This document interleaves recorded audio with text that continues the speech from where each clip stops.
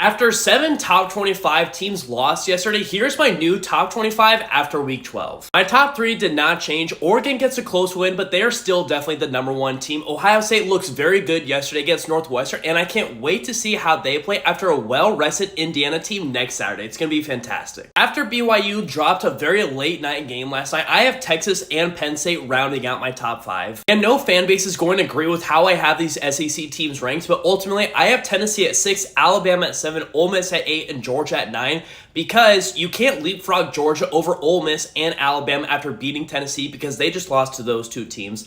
Tennessee beat Alabama, and if you had to compare Alabama to Ole Miss has the 2 worst losses. So ultimately, this is how I think those 4 teams should be ranked. And I know I'm really high on all 4 of those SEC teams, but it is nothing to take away from Notre Dame, who I think is a very good team and deserves to be inside the top 10.